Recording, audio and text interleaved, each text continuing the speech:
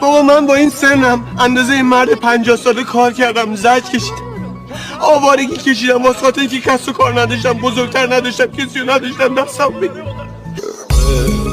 با سنگین همه چیز فیلتری و چیزی رنگینی بازم منو یه جسم لش و بیهار دوباره رنگی پوست شده گشت دیوار. وای همه کشیدم که نمیگیره خندم، با چشم و کفتم بینا تو شروفنده یا اتاق تاریک با بوی دود باری تو بخت گندی داری تو با جیم خوری.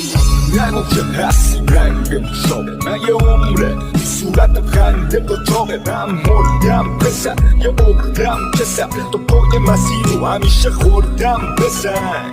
اگه که مردم حلال کنی اماره تو حالا ساختم ولی الان بریدم از خودم همه میز محکمه فکر به فرداها که روی مغزمه.